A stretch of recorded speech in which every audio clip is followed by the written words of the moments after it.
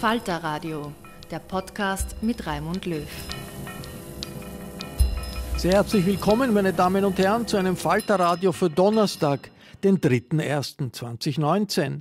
Refugee News, Refugee Politics lautet der Titel einer Studie über Medien und Flüchtlinge in Österreich und in Europa.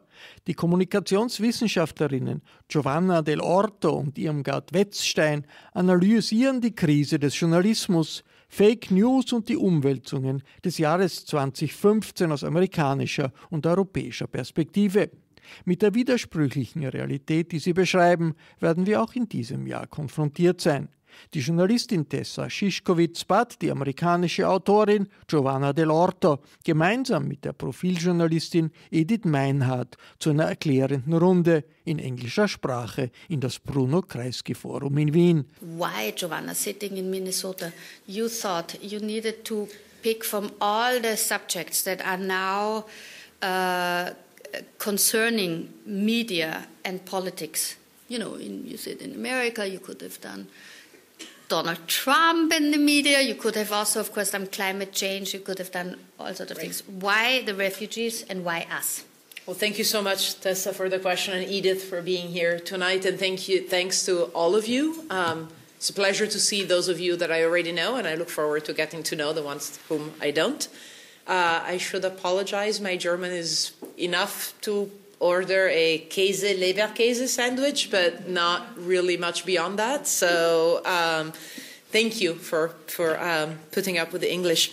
So why migration? Well, there is a simple answer to that, which is somewhat a personal one. I used to work as a journalist covering migration, and I'm an immigrant myself. My family moved from Italy to the United States when I was a child. So that's yet another hat that I wear, if you will, tonight. I guess you can think of four. As a journalist, as a scholar of journalism and migration, as a migrant, and as a naturalized citizen. All things that are relevant to some of the topics that we discuss in the book. But really the nature of the book came out of a partnership with a colleague at the University of Vienna, Meinhard Wetzstein. And the whole point was to look at the story behind the story. So migration, the refugee crisis, had dominated headlines across Europe and frankly across the world. In the summer of 2015 and then going into some of the development in 2016. And there was a lot of interest on the part of the public and a lot of, shall we say, distressing political developments coming out of that, including increasing hostility, increasing backlash against migration. And we thought we really needed to look at some of these dynamics, but not just, if you will, in the usual scholarly manner, doing research, talking with other academics, but involving two other sectors that we thought were fundamental to tell the story. One, the journalists, and that's why we were very lucky amongst our 30 contributors to include journalists from 3 countries that were essential to the movement and the resettlement of refugees in 2015 and 2016, which were Greece, Austria, and Germany, if you will, were following the refugees' path into Europe.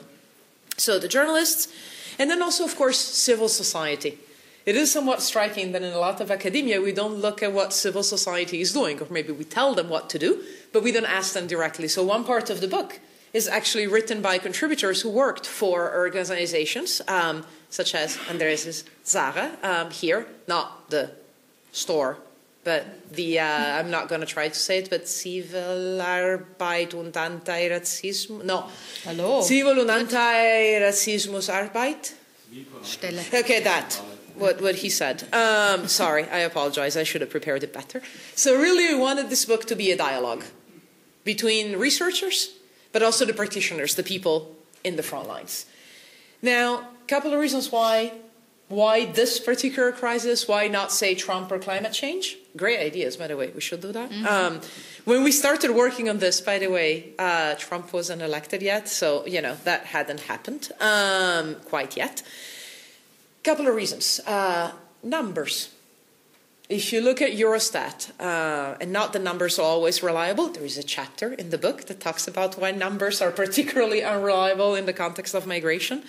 But according to Eurostat, we're talking about 2.6 million asylum applications lodged in European countries EU member countries in 2015 and 2016 combined. That is a staggeringly high amount. Historically speaking, you might debate whether it's high in the grand scheme of humanity, but historically speaking, it's huge. That's one thing. And the second thing is that it's one of the principal points of the book. If you look at it, it's the interplay of journalism, public opinion, and policymaking. And so what we wanted to look at was exactly that. How did journalism and politics and public opinion all come to play a role, particularly when journalism is, sadly, getting a lot of its power undercut by fake news, social media, and frankly, these reputable outlets that are out there pretending to be news without really being so. So that was really kind of the main impetus for the book and how the book was born.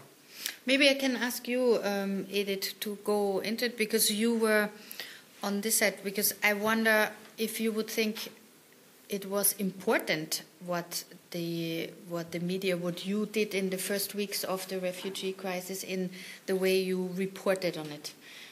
Did it have a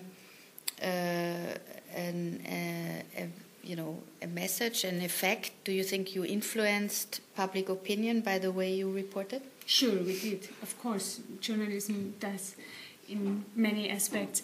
But I think maybe I can start with that looking back, because for us it was very interesting what we thought in these days when the first influx happened, and what we were recognizing when we looked back. And in the beginning of this so-called refugee crisis, we had a lot of daily reporting on the numbers of refugees picked up by the police at some highways in Austria. So we knew that something big was going on, but we were part of the dynamics, and we could not put the pieces together. We could not draw the big picture for ourselves, so also we couldn't report it. And there were, maybe we can talk later, for us there were 4 game changers in this reporting then. But the beginning was we saw something happening but couldn't make the big picture. I mean, sometimes when something big happens also, it's even for journalists who are supposed to be the ones who observe something, you are just also be affected by the fact that it's moving so quickly, that something is coming where you don't have the time really to analyze or to reflect it. You just go and report on it. That's it. In the first instance. That's it. Let's come to yes. No, go ahead.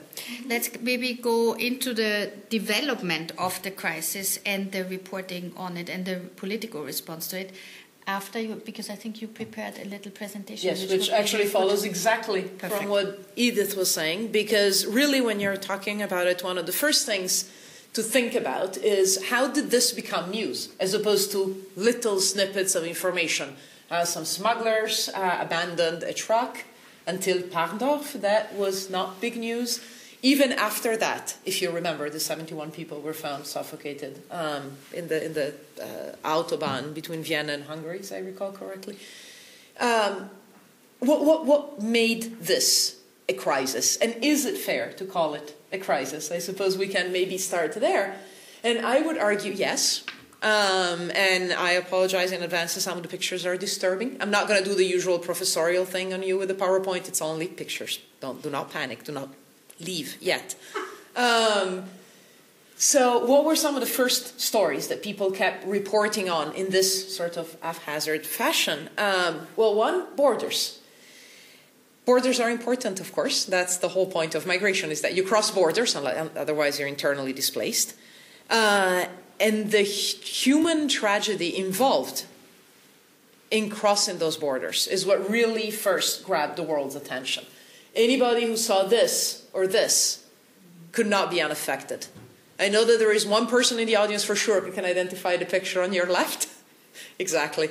That was the sort of makeshift refugee camp at Idomeni, at the border between Greece and what is now, I believe, North Macedonia.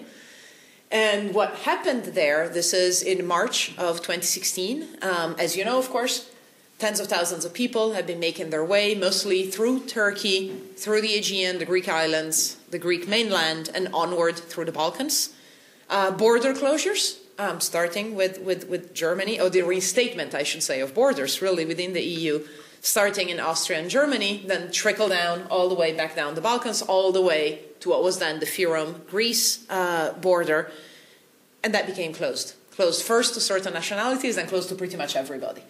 And you had the horrifying situation of, at one point, over 20,000 people living in this. In the mud, the filth, in the rain, the cold. Women, children, sick. The world's media corps went there and covered that. This, again, was Frontpage news, just like a few months earlier, the horrifying human cost of people drowning in the Mediterranean, including Syrian toddler Aylan Kurdi, whose picture you're seeing there in the cover of Profil, really shook the world's conscience. One of the points I think that is important to keep in mind is that there is a lot of talk, often in political circles, about questions of so-called burden sharing. And if you study refugee regimes, the talk is, this is what you do. There needs to be third country resettlement, burden sharing. Countries need to share, their responsibility. One of the things that was so shocking about these images is that that's what happens when they don't. When everybody kind of went out for themselves and the politics really started splintering on this issue, then these were some of the consequences. And it was, in a sense, easier for journalism to focus on the tragedy, on what was happening there. Appallingly sad and traumatic, and let's not forget the trauma for many of the journalists who were involved in covering these issues, particularly in Idomeni, living there for weeks on end. But in a sense, that's the easier aspect of migration to cover, the movement itself. The truck, the smuggling, the deaths, the stalled and closed borders. To me, what was even more critical and perhaps less discussed, and I would love to get back to this with Edith later, was, if you will, the second border. And that's what I call the border of integration. Telling the story of integration is much harder than telling the story of a sinking boat in the Mediterranean. Because really, how do you tell it? It's a long story. It's a long-term process. But that's really what was happening, and it raised one of the critical questions that, to me, made this entire process interesting.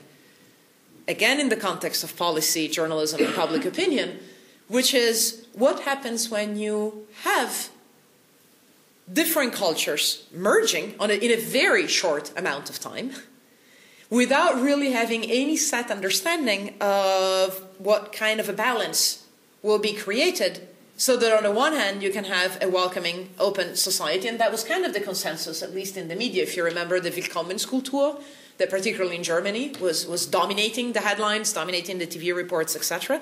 And at the same time, what was beginning to be a lurking angst, I like that word, on the part of the population of, oh, yes, okay, but exactly, yeah, so wir schaffen das is nice, but how exactly are we going to schaffen das? How is that all going to work out? And I love here to bring up an example from one of the chapters that talks about one of the critical places of integration, and an incredibly challenging one to report on, as we have discussed before, schools. If the kids are all right, then maybe we will all be. But are they? And what is happening in schools? And it's a little bit hard to tell, but there is something weird in the classroom. There's a dog. You see that there is a dog, a Labrador, in the front desk? Mm. The reason why that, by the way, was a class of, it was called Neu in Wien, and it was set up by the Viennese School Board and the Federal Ministry of Education to handle the needs of thousands. I believe in Vienna, by summer term of 2015, there were 10,000 school-age refugee children who needed to be put somewhere in the class, in classrooms.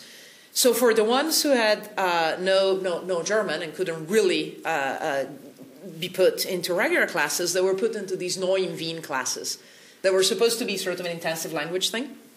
Well, one of the things that they realized is that the teachers realized, and we have a chapter on that by a teacher in Vienna, is that you couldn't just teach them grammar or math or whatever it is that you teach kids in a Neue Mittelschule or the equivalent. That you needed to teach them things like dogs are okay. And there are lots of dogs, in Vienna's streets. And this is what you do if you run into a dog, and you shouldn't be terrified, because many of these children were coming from environments where dogs are not domestic animals. They're kind of dirty street animals that need to be avoided. So the children were petrified by the idea of seeing dogs on leashes and people taking dogs around the park and being around dogs. Now, that, I'm sure, to throw out a provocation that I hope we come back to, is the question of, is loving pets a European value? Is there such a thing as European values? Was there a cultural clash? Is there? And how, again, do we report on something like this, if in fact it exists? Now, this is another example from the Austrian media. This is from another contributor who works for Österreichischer Rundfunk, who unfortunately couldn't be here tonight. This, you probably can recognize, is a still from a report that was done by Wien heute, the Österreichischer Rundfunk program, at Westbahnhof. Now, Westbahnhof had been one of the places of greatest Willkommenskultur, because that's where people were going to welcome refugees who had been stuck in Budapest and other points, and were coming to Austria and going on to Germany, etc. But that's not the story that was reported here. The story that was reported here was about the complaints that passengers and shopkeepers in the station were lodging with the police against Afghan youths that were congregating at Westbahnhof. Now, why would teenagers congregate at a place? There was free Wi-Fi. So what was the solution? They cut off the Wi-Fi. It's now limited to 15 minutes a day. And apparently seems to be working. The police is not called in as much. Now, again, it might be working on that sense, but, what are we doing with integration? What are the best responses there? So to bring this back really to the role of the media, I thought I would use as a lesson, and I apologize to our Greek friends in the audience here, a word that I think is absolutely essential about the role of journalists. So the word that you're seeing up there is actually the translation in modern Greek of journalist, demosiografos, if I am pronouncing it correctly. Now, I'm sure once I say it, you can recognize at least the first part of the word. It kind of sounds like democracy, doesn't it? Demosiografos, democracy. It is, in fact, the same thing. It means the writer of the demos, the community writer, the people's writer, the writer of and for the people. And the question that I'd like to bring back to all of us is exactly this. So if journalists indeed are that, and continue to be an essential part of democracy as the people's writers, and of course I'm biased with print, but writers, producers, whatever, I'm platform neutral here, then what do they need to do? How can they in fact represent the public interest?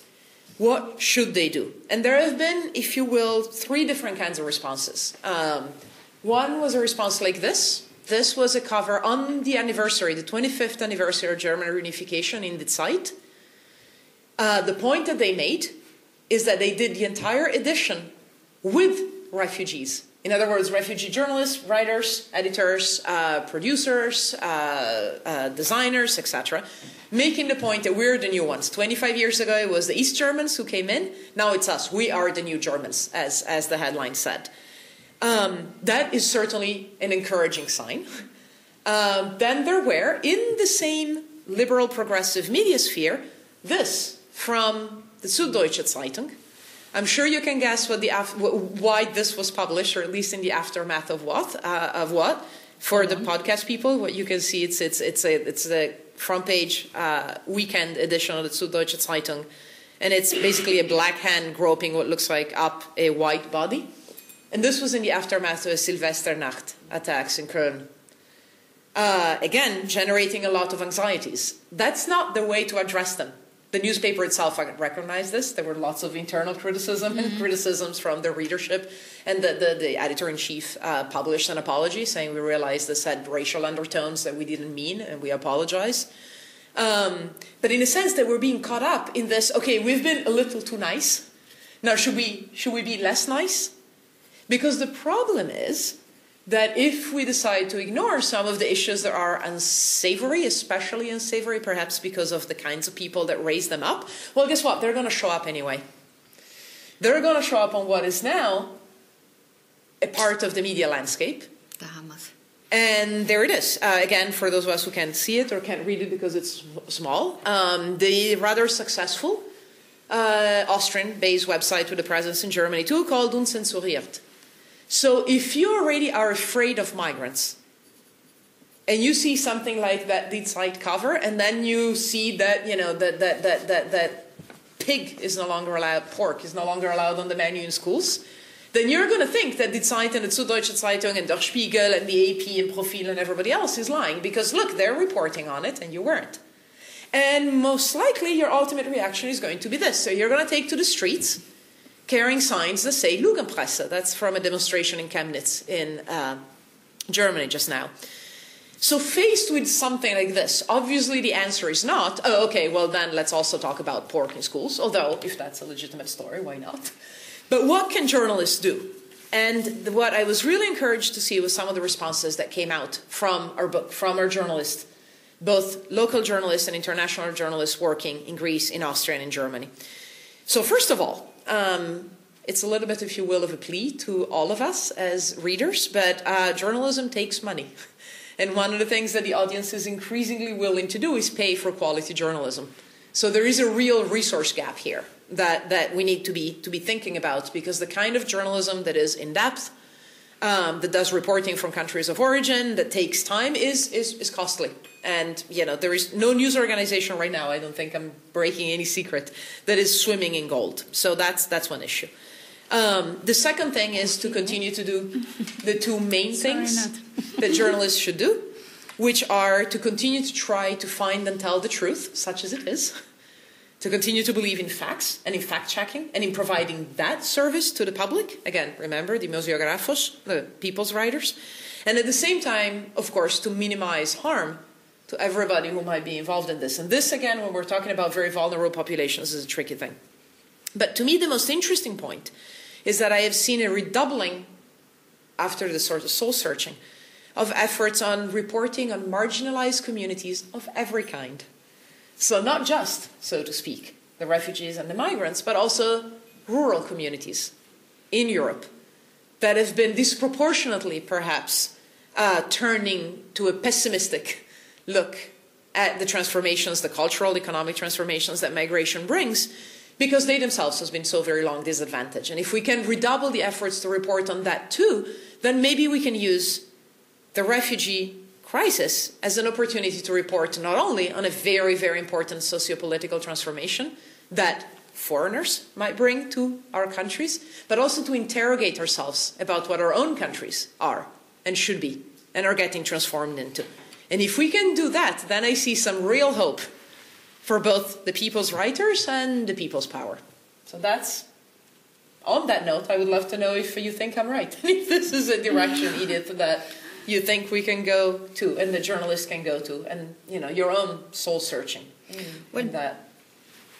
Maybe it's really a good idea if you can sort of give us an insight how this worked in Austria from your perspective in the coverage, from the beginning to almost now, how the mood changed in the population and how then also the work of journalists of media reacted to it. Mm-hmm. Okay. Because as I already mentioned, we were completely part of the dynamics of these days. So that's what we found out when we were thinking it over from the point of view of today. It started, as you already mentioned, with a phase we called empathy, starting with the truck in the breakdown bay and the highway A4 near Parndorf, where, as you remember, the police found 71 bodies of children, women and men who had suffocated to death inside this truck. And headlines these days were really alarming. The Austrian tabloid Kronenzeitung spoke of a wake-up call for the whole world, and we, Profil magazine, did a story on human trafficking, which came with the lead, The Dirty Business of Hope and Death. So this was the beginning of media coverage in a large scale. As I mentioned before, we just had these daily figures before, but we didn't see what happened. And some weeks later, we had this front page you already showed. which was the whole world spoke about this picture. And for the people who might be listening in, the headline, of course, here was Our Disgrace. Our disgrace, yes, and our proposals for solutions. Which, And then this first phase was followed by a second one, which we entitled Helpfulness. You already also mentioned it. Early September 2015 started the March of Hope in Budapest. Hundreds of thousands of refugees headed towards Austria, and most of them moving forward to Germany and northern European countries like Denmark and Sweden. And there were some weeks where really was no room for doubt or fear in the media coverage in total, I would say. Kronenzeitung these days was with the headline, Our March of Freedom. Our March of Freedom. I mean, this was the Austrian tabloid. Which also often has a political aim in what they're writing, and in that sense it was surprising. It was really surprising. Embracing they were of the refugees coming, at the beginning at least. Yeah. And our magazine had a story on the 7th refugee wave in post-war history, saying it will shape the country, and it already dealt with a number of problems, including terrorist attacks, or possible terrorist attacks, and it called for a big effort to take care for the newcomers. So there was a slightly skeptical tone already. And then came game changer number 3 that happened on October 21st at the border between Austria and Slovakia in Spielfeld. And we called this phase anxiousness.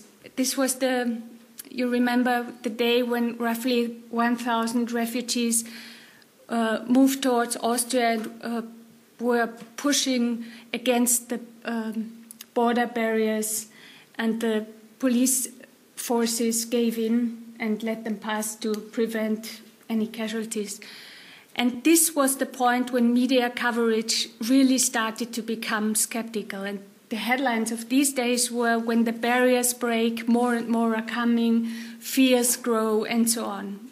And Profil magazine published an article that came with a question mark in the headline. What now? The big frustration, illusions have collapsed, time for a clear glimpse on reality. And then it was only 2.5 months later when New Year's Eve in Cologne came. And this was game changer number 4, and the path into real hostility. This was when hundreds of women were assaulted by mobs of young men, mainly of migrant background. And the headlines were, angry young men arrived in Europe, the number of refugees has dropped to 0. This is the same Kronenzeitung headline this day. Profil did not go to press over the holidays, so we had more time to figure out what's going on. And then subsequently the magazine tried to maintain the balance between addressing the problems emanating from huge mass immigration and standing up to xenophobia and to racist reporting. And also against quick and easy solutions advocated by right-wing populists. And this is where we are standing now, yeah. I think you write also in the chapter, and I can also hear Martin Staudinger speak in that sense that Profil is very proud to present different points of views, also in editorials and also in guest commentary, so that that different voices on this debate that is so aggravating in this society, that is polarizing this society, that has such political consequences, so that different voices are heard. There are some different opinions on this, I think, within the magazine, and there's a big debate going on, which is probably a very good thing if that happens with journalists, that if you have different opinions, you can actually have a debate and also voice them, because that doesn't happen in all countries, and we have neighbors now where this becomes extremely difficult, like in Hungary, where the freedom of press is not only under threat, but is actually sort of dismantled. Yeah? But let me ask you, because when we look at this way from 2015 to 2018, Austria is really one of the countries that has gone a long way and has undergone a drastic change from the welcome policy of 2015 and the picture of Elan Kurdi on the beach, a dead child, where everyone agreed and was very much taken by empathy, to the period where we had this headline that you showed from Unzensuriert.at, that pork is being banned, which I think the question was actually if in these schools pork was just not put on the menu at a point when many children were new in the school and didn't know if they could eat it or not, and they maybe just wanted to avoid problems for these kids and ease their integration.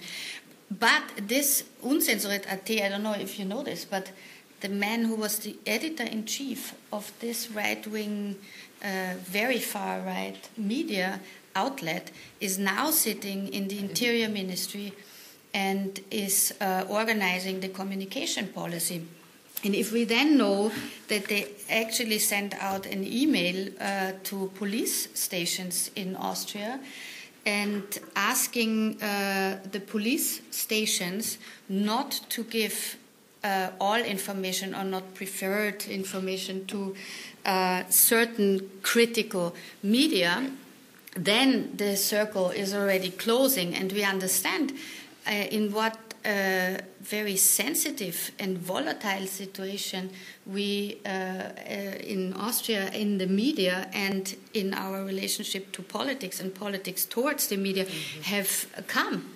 And that in 3 years, I mean, it's a really relatively dramatic situation. It, of course, doesn't mean that the free media is now closing down, but it's definitely a new situation where this refugee crisis had a direct impact on our daily life as journalists. And so I wonder if you see now that the media have done anything different during these 3 years of reporting? You know, that's a question that has come up repeatedly with virtually all of the journalists that worked on these in the book, all quality media, I might add. The question is not really, because really, what did you expect us to do? I mean, did you want underneath the picture of Aylan Kurdi to say yes, but there, by the way, there might be problems of integrating his older brother? I mean, that would not have been, I'm joking, of course, but you see how that would not have been the right tone to strike when there is obviously a clear humanitarian emergency. So to stoke the public fears certainly would not have been the correct strategy. What I think should not be a lost opportunity going forward is to make sure that, again, the anxieties that are being fanned, yes, by political parties that are interested in fanning them for their own profit, but that nevertheless exist, are not automatically dismissed as, oh, those are just some racist, idiots out there in the boonies. I'm sure there are plenty of racist idiots in every country, so there certainly is that. But not every concern about the transformations that globalization and migration bring to a society can be reduced to, racist hatred. So I think that investigating what some of the lurking anxieties are underneath the surface is the opportunity that should not be lost on the part of journalists right now. And I'm seeing this already. So, for example, when I was talking to colleagues in Germany, they've really started trying to hire, a simple thing, but an important one, reporters from the smaller papers. Because let's face it, we tend to be in New York and Vienna and Berlin and Munich and Hamburg and, et cetera, but not really in, Purkersdorf, where I was this morning. Okay, maybe there isn't enough resources in Purkersdorf for a Purkersdorf Gazette, but you know what I'm trying to say. the perspectives of people outside of our cosmopolitan elites are very different, and those concerns, at least they believe, haven't been heard by the media. And that's a conflating the media with this sort of conspiracy of elites that can be very, very dangerous, because that's where you also see violence against journalists coming up and being at least implicitly supported by people who really shouldn't and should know better.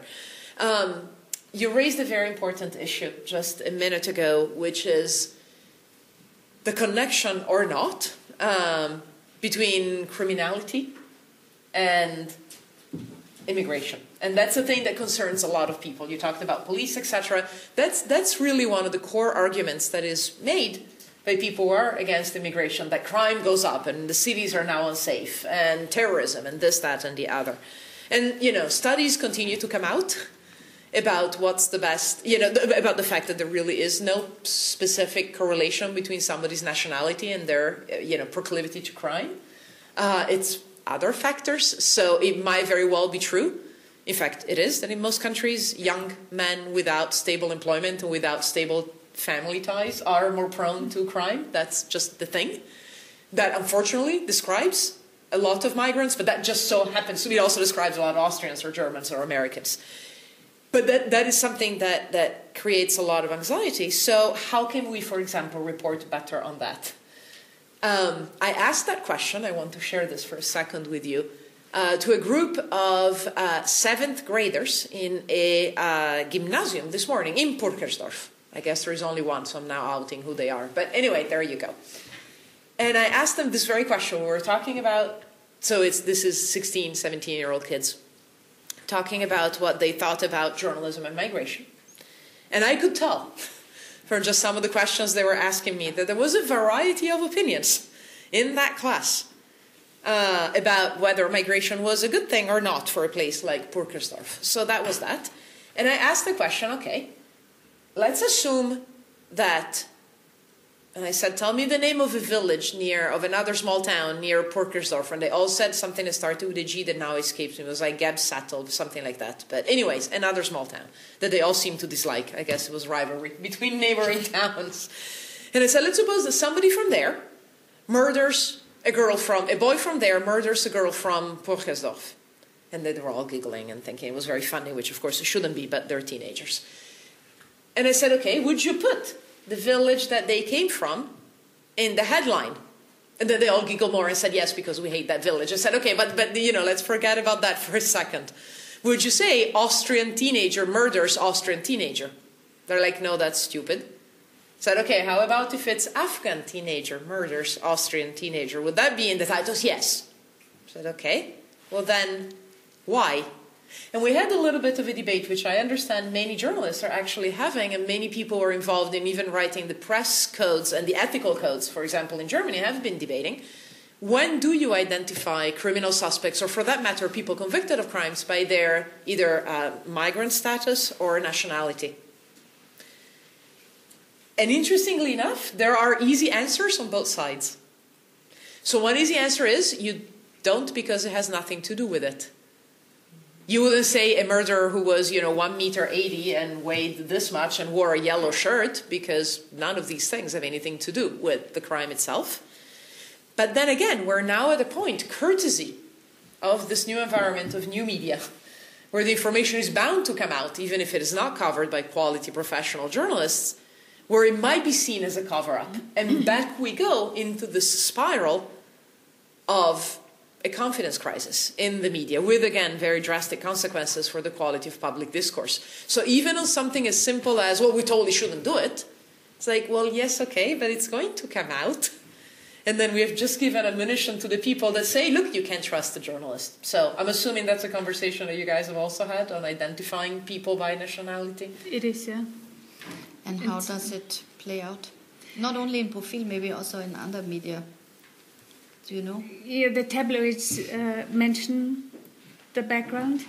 We do in most, mostly, but we have the place to put to frame the story and to say, okay, but this is occurring within racist discourse, for instance. So we can. How can you say? You put the context to it. Put the why context. Why it's being mentioned now, and which cannot be done in the daily press. So. But do you see a difference over the 3 years how media is reporting now on, for example, the background of criminals? I mean, is it more common to say where they are from, or was it always like this? I mean, it's not that this whole debate started with 2015. Like scapegoating and all this has been there before, no? Yes, a lot of. But I think there are some waves. I remember in the early 80s, I think these were Polish car thieves, for instance, or then these were the Nigerian drug dealers, and then came I don't know, the Chechens. Chechens always very popular.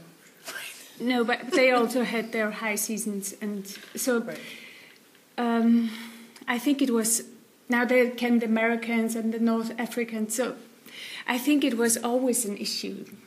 And it was always a very there were no easy answers in the early 1990s, and we don't have it now.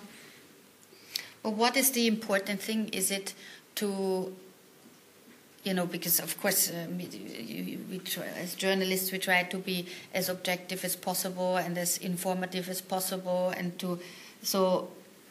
Can we somehow say how these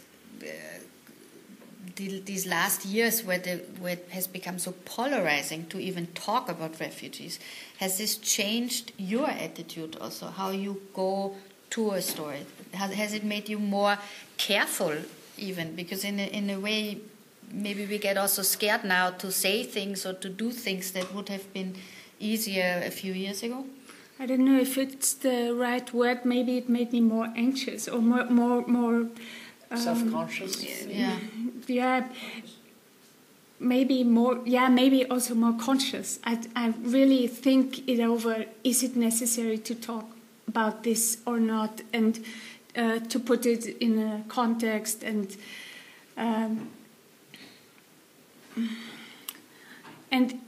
I mean, the circumstances of reporting haven't become easier. I mean, when you report everything under the perspective, for instance, of security politics, you shape the problem. You make it unsolvable on many levels. And this, for me as a journalist, is really a way to kill the debate. And we try to resist and do the juggling act of addressing problems, but doing it in a responsible way as we try to. Yeah, but it's not that we have the solution that fits for each story. So we have to think it over and over again. I mean, I think that you also mentioned this in your conclusions in the book, that if the filter is only security policies, then you might not grasp what is really happening in the society. Exactly, and I think that's where, again, the role of the media is so important. I like to think of it as not so much, you publish article A and the government is going to take on policy B. I mean, it's rarely that direct of a connection, either in reaction or in approval. But what I see the news media doing, which can be a very good thing, is frame the box within which we think. And the bigger the box, the more options we have for debate. But if you're only, like you say, if you're only focusing on terrorism, and, off we go again with Strasbourg just a couple of days ago, then that's very much limiting. That limits the debate, and by default, it limits the possible range of policies. But again, that's the kind of journalism that takes time. As you were saying, it's not easy to do. It takes resources, it takes a certain amount of courage. And it's certainly, I want to go back to that point of yours as well, with the police and the sort of kickle scandal that happened in early October. You do need to allow journalists to do their jobs. This is a very, very, very important thing. It's in a sense, journalists are easy targets. There he is. with the Lügenpresse. But, you know, it's a case of really shooting the messenger. And I think, if anything, we should be supporting press freedom even more, even as public, private citizens, to allow them to do the job in a way that is not influenced by the dynamics of the polarization in society, and by the fact that, and this is again something else that many of you raised in the book, that journalists used to be, and this maybe is the difference with the 90s, sort of trusted gatekeepers. You know, you watched the news, you read the newspaper, and that was it. That was guiding the conversation, the discussion. No, that's really gone. It's whatever is trending on Twitter or Facebook, or I am told by today's 17-year-olds that those are for old people like me. That they're on Instagram, but whatever the new platform might be, that's really driving the conversation. So for journalism to, you know, regain that space without falling into the easy trap of polarizing, sensationalistic information is a very difficult task, and I admire the people who do it daily. Well, in the book also you have a chapter written by the Zeit journalist Katharina Lobenstein. Yeah. And she actually writes there about how the German debate developed. But interestingly, if you think that one of the biggest debates we had last year in the German and Austrian press was this Zeit headline, Oder soll man es lassen? Shall we leave it? About shall the refugees on the boats be picked up by NGOs, or are the NGOs part of the entire trafficking game? Are they also at fault? Is there a moral question in it, a practical question? Who's at fault? Right. And I thought this was one of, you know, if you speak about how the media has lost the credibility, I think it has also shaken our own, as media, our own foundations, that we also don't trust ourselves anymore. And so these debates and headlines like this, Oder soll man es lassen, for Die Zeit would have been unthinkable a few years before, because Die Zeit would have written Pro und Contra über die Flüchtlingsfrage oder die NGOs oder so. This was a pretty racy title, which immediately sort of brought out people with feeling really unhappy about it. And if you read both pro and contra, both had a very clear point of view, and everyone basically could do with them what they wanted. It was not taking one higher than the other. The title maybe put it a little bit, gave it a little bit of a twist. But it was a completely interesting reaction also in the population. So do you think that this is also one of the aspects of this debate, that the media being under such a change of having social media, having fake news being flooded via social media on us, that even the sort of traditional, serious, credible media is so insecure about itself suddenly that things like this happen, where debates get out of hand, and they apologized afterwards for it. Isn't it part of this whole problem that we have now?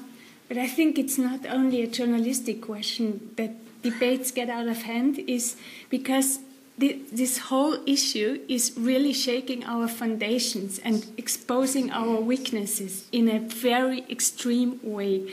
So when we are talking about refugees and migrants, we have to talk about ourselves as well. We say, okay, life saving is top priority, but then starts a debate on smuggling or trafficking, and we immediately come to the question: sollen wir es lassen? So it's or you mentioned the education system, schooling. We have big problems at the how you call it, the Schwelle, the barrier. The early school leavers with 50 at the age of 50. The people who drop out. We have really problems with the dropouts in the Austrian school system, and we had these problems before the refugees came. But of course, when the refugees came, these problems really were fueled. So it was easy to say, "Oh, these are the refugees." They caused these problems, but they didn't cause it. So this makes the reporting on integration issues so special, because they are sometimes very demasculate. They bring out our own weaknesses. Yes, that's a good point. You wanted to chip into this. Yes, because I was really struck by a much earlier. We're really going after our poor colleagues at Die Zeit. I feel kind of bad, but they had a front page headline very much along these lines. I'm going to try this in German. Bear with me because the bibliography is in German. But this was on April 23rd, 2015. So this is before the crisis. But of course, again, as I said, people were already drowning, and that was people were already beginning to come from Turkey into Greece and elsewhere in the Mediterranean. So here was their headline, I would say very provocative as well. Wir wollen nicht, dass sie ertrinken, wir wollen nicht, dass sie kommen. Was wollen wir tun? So, we don't want them to drown, we don't want them to come. I mean, that's pretty much the same concept. Now, I agree that this is a little bit of a sensationalistic, headline. It grabs people. It also states the obvious. Yes, we don't want people to drown. But I think, I'm not sure that I see this as only negative. I think it is important particularly for media who have a reputation for a more progressive, liberal ideology, let's call it that, to engage what some people feel in the broader society. In other words, one of the things that can be very dangerous in this, I think very, very dangerous in this polarizing environment, is that as things such as Unzensuriert gain audience, shares, and it's not huge, but it is relevant, there can be a tendency to go the opposite way, to be even more defenders of what is, again, a progressive, liberal, etc. And I'm afraid that one of the completely unintended consequences of that might be that it might push people who are sort of undecided. And of course they don't want the kid to drown, but they are not so sure that I don't know, let me use an example again from my own observation, that they like to see so many headscarves in their neighborhoods. Maybe there are people who are uncomfortable with that. Then maybe now they're going to start to read Unzensuriert instead of Die Zeit, unless they engage it. And I think that's a potential danger. So I'm not saying you should pander or be driven by only certain rhetoric, but I think that some of the really perhaps disturbing questions need to be addressed in the media too. I think in retrospective, media and also politicians missed the point when we were only talking about polarized society and the gap between rural and urban areas. I think that most people are ambivalent. And we didn't address this, because this addresses exactly the ambivalence. We don't want people to drown, but we don't want our borders to be open to everyone. And that's what we did not describe quite a while, I think. Well, but I think also if you think of all these debates, with shall we let them drown? It came in a time when the European Union nations cut down on the aid money to put ships in the Mediterranean to pick up people. That is what a state can do. Then to come and say that the private citizens that went out with their ships to rescue people because it broke their heart to see that people were drowning is sort of, that is really, it's almost it's a bit of a twist that came out of the stress that was on the society during this time, and also out of the political response that our societies had to the whole thing. And I think it's a problematic twist, actually, because we should maybe point our finger at the states that didn't step up to the crisis with contributing enough money to keep the program of the European Union alive. Right.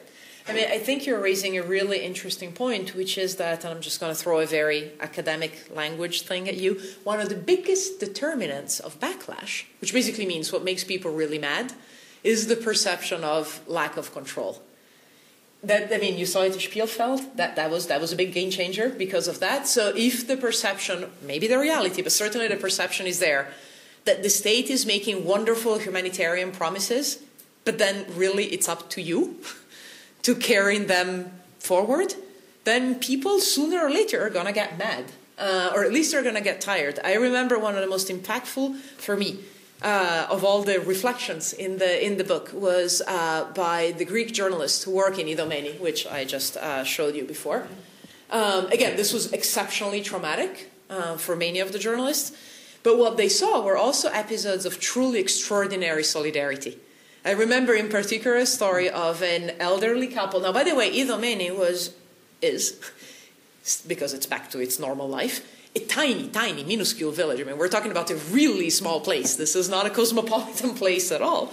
So a couple of elderly people in the village that decided to do two very simple things, if you think about it.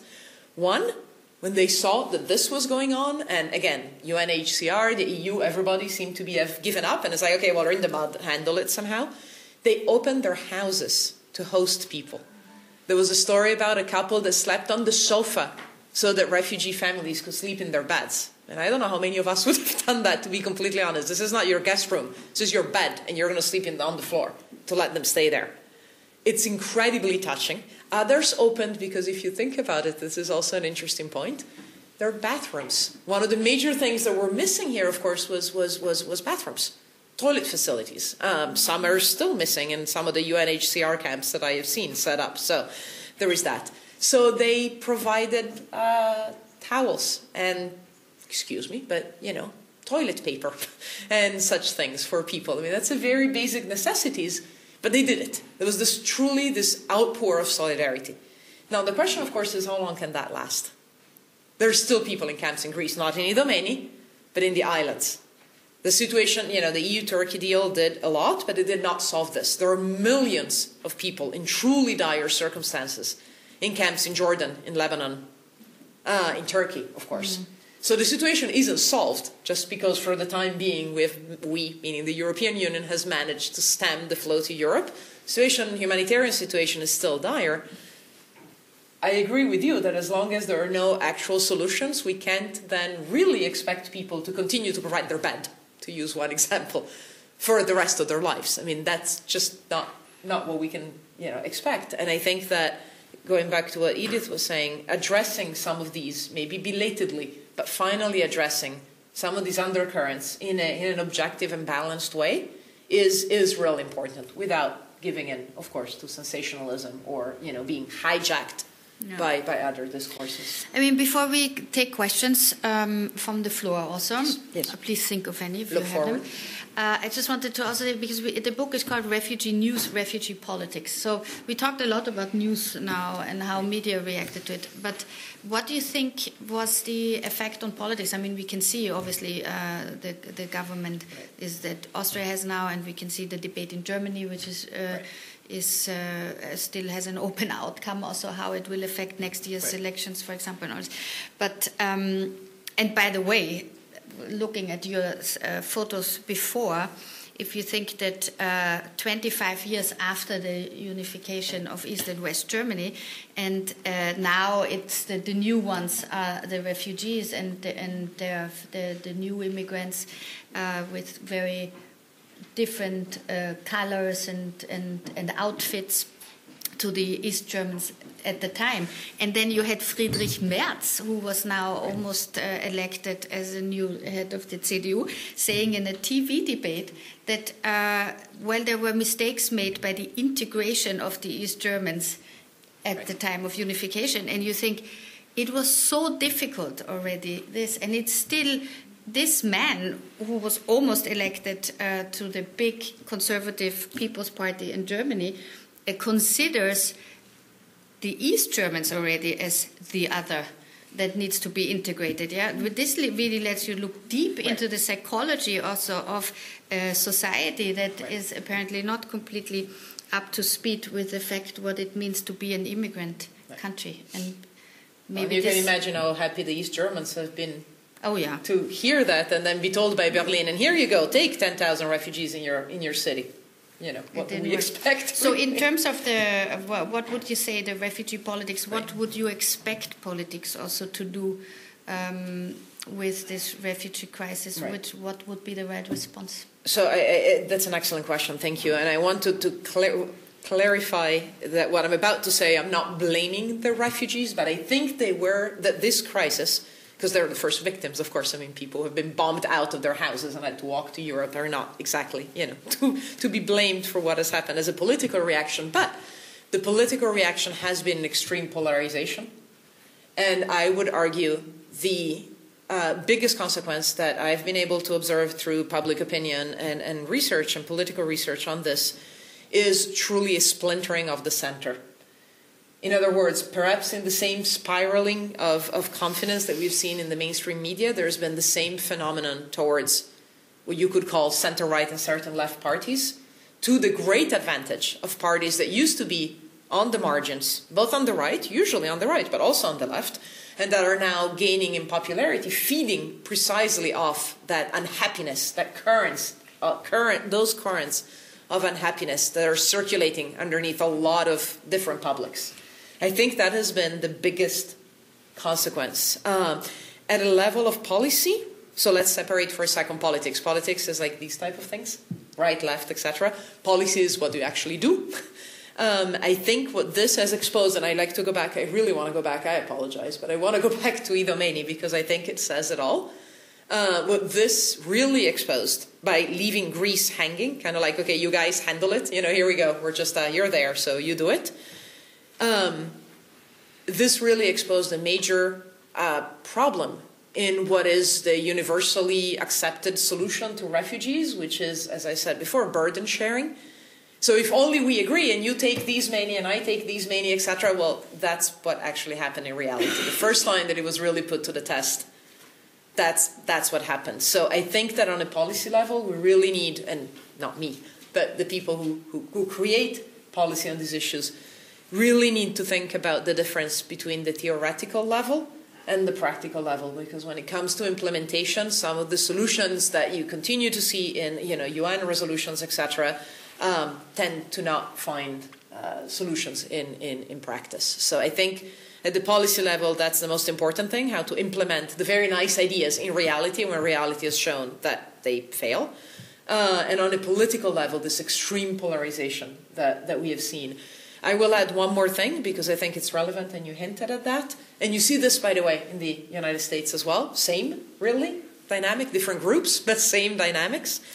One of the most dangerous things that can happen and has begun to happen according to some surveys is a splintering of politics and political and party affiliation based on unchangeable identity traits. In the US, this is very much race. Ethnic identity could be another one. Why am I saying that this is dangerous? This is dangerous because that's a way that it's creating a difference that can't be really bridged. You can bridge socioeconomic classes. You cannot change your race.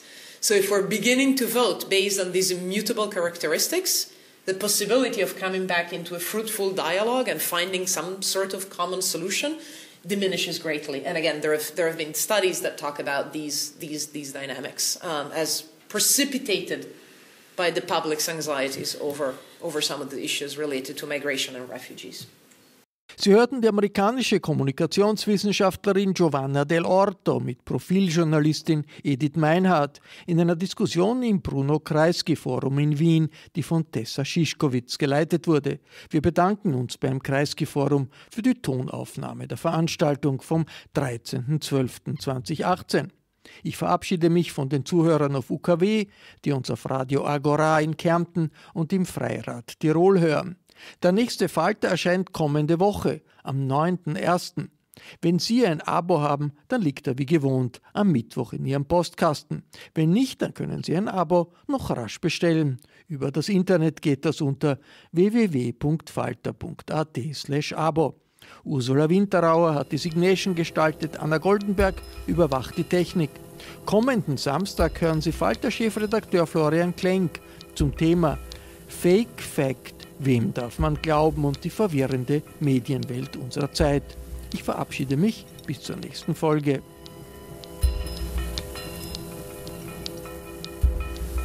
Sie hörten das Falter-Radio, den Podcast mit Raimund Löw.